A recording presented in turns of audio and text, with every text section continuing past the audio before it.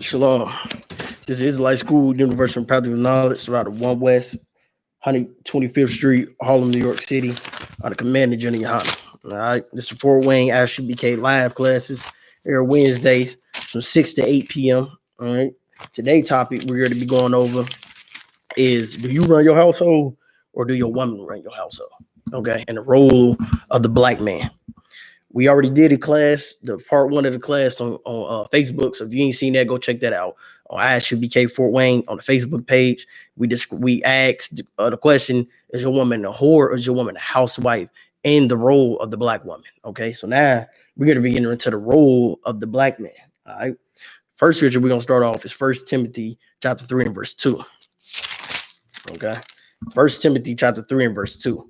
A bishop then must be blameless, the husband of one wife. Husband of one wife.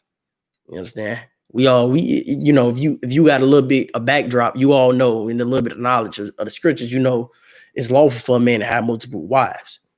So why would it say a husband is to be the husband of one wife? Because before anything else, before your own household, before anything else, you must be married to this truth. Okay, you must be married into this work of the Lord before all other things. Before the question even, do you become, or you running your household, is if you worried about this truth, then of course you be running your household. That's how all things fall in line. You understand?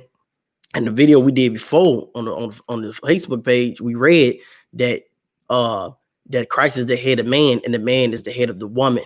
Okay, it's a social structure system in all of this. So in all order, if you the husband of one wife, meaning this truth, then of course your household will be in order. But that's just to clear all air. So before we even get into that whole that thought and that philosophy of a man is take care of your family first and all that crap, you to take care of this truth first. Worry about this work first. Put this before your wife, your mama, your children, for all other things. You put this work and this truth first. That's your one wife. Okay, clear all things up. All right. So with that, let's go to First Corinthians. Let's go to 1 Corinthians chapter 15 to 58. Okay, 1 Corinthians chapter 15 and verse 58. Therefore, my beloved brethren, okay, it's a brother. You know, we all know that the brethren is talking about the brothers. Okay, so this is 1 Corinthians chapter 15 and verse 58. Therefore, my beloved brethren, be ye steadfast, unmovable, always abounding in the work of the Lord. Don't be unmovable, man.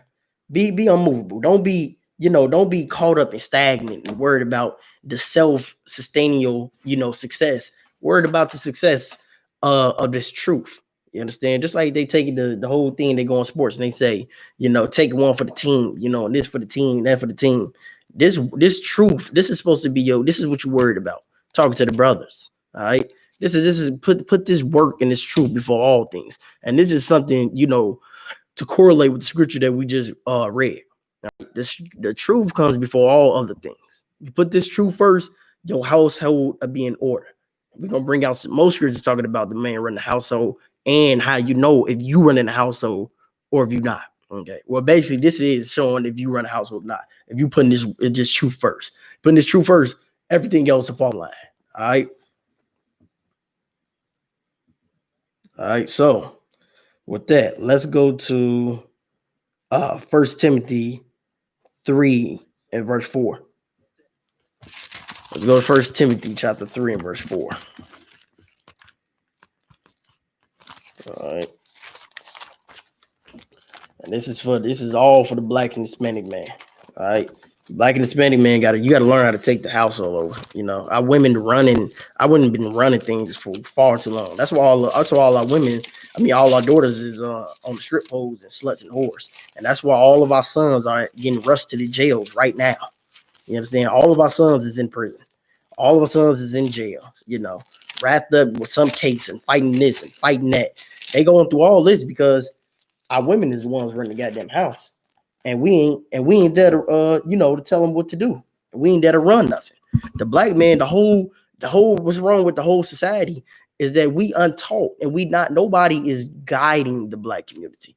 It takes for strong black men to guide a community, not a society full of women.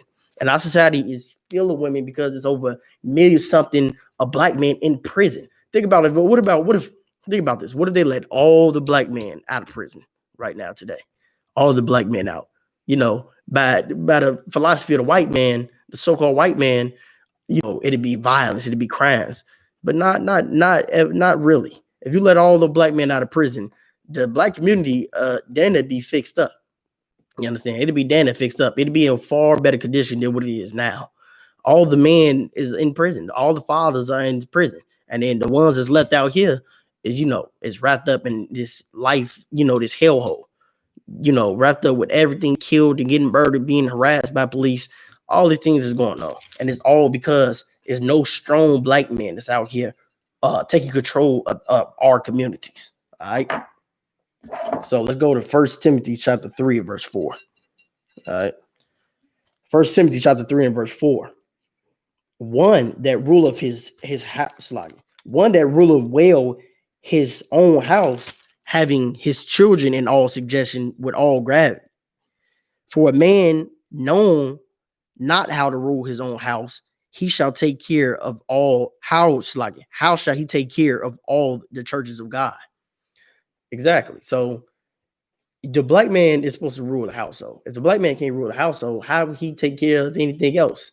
You understand? Black men, we see all the time, black men acting like they running niggas and they telling niggas what to do, and they got a gang full of, they telling this and they telling that. They go home and don't even rule their house. The pastor think he running everything, but when he go home, he can't even rule his own house. Okay. That's what this scripture is talking about. And that's why I say in children, the suggestion that the Lord knows blacks and Hispanics. The Lord has to put the children there because the children grow up learning from their mothers and think they can just disrespect the father. You understand? And then we're not going to act like this is ain't something true. They grow up to disrespect the black man. You understand? I've just seen my own family grow up to disrespect my father. You understand? I just seen other families with their children disrespecting their fathers, and I knew plenty of women out there that hate their father to this day.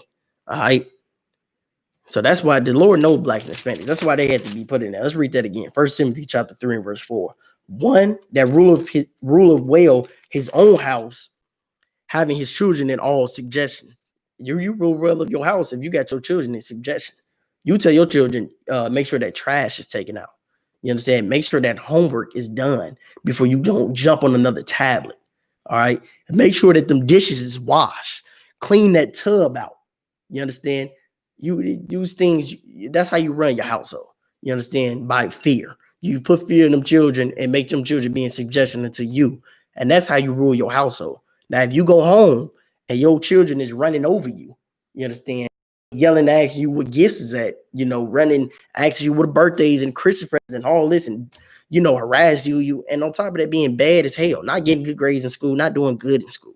You understand? Just totally disobeying you. You not running your household. You getting ran over by the children, and the children can sense out if you weak. If you weak, the children gonna let you know you weak.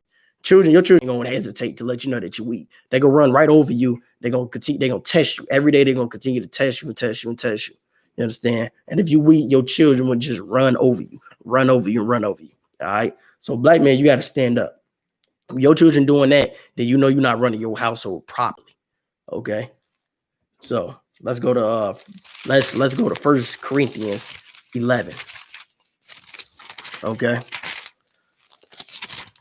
Let's go to 1 Corinthians chapter 11. Okay. We're gonna get that. We're gonna pull that up. And then we're going to see, you understand? Because it's not only just children that's supposed to obey you. Just like we brought out in the other class we just did on Facebook. Your wife also, you understand? The whole household is supposed to be a suggestion of that black man that's ruling it. You understand? He can't be a man if he ain't ruling it. And the lion den, who ruled the goddamn lion den? The female lions? I don't think so. The male lions do. All right. 1 Corinthians chapter 11 and verse 3. But I will have you know that the head of every man is Christ, and the head of the woman is the man. Now we just read that you're supposed to have your children in suggestion, who else now is in suggestion to you? The woman. Your woman is in suggestion. Now, whatever you come out your mouth, whatever orders that you pass out, she's supposed to do. Why? Because she is under you, not the other way around. Not what she tell you to do, and you go follow out them orders. You tell her what to do. You understand? You run your household. You understand?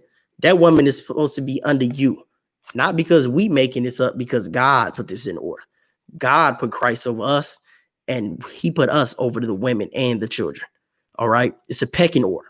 Pecking order passed down for life. How could life go right if we the women run everything? Like I just said, the women run everything now. Look at the Christian church. All of the men, I mean, all the boys inside the church are homosexuals. Okay. All the men inside the church is homosexuals, and all the women in there gossip and hate one another. You understand?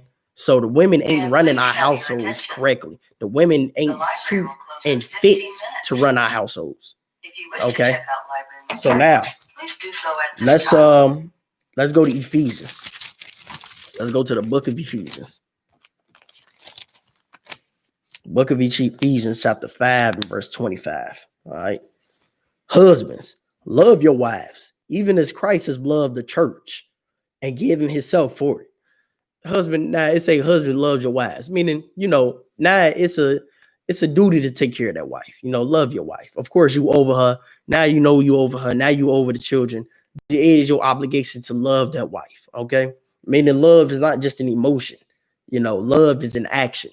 Meaning you got to take action into loving that wife. If you love your wife, don't have her go out there wearing them slutty clothes. If you love her, don't, you see her going out there wearing some slutty clothes. Don't be afraid to step up and say, "Oh, no, baby, you're gonna have to take that shit off. You have to cover that up." You know what I'm saying? I don't know where you got them clothes from, but that we can't do that. You know what I'm saying? Put some bass in your goddamn voice. Put your foot down. You understand? That's what it means to love. Not love your wife. Go buy some goddamn roses and whatever. You already do that.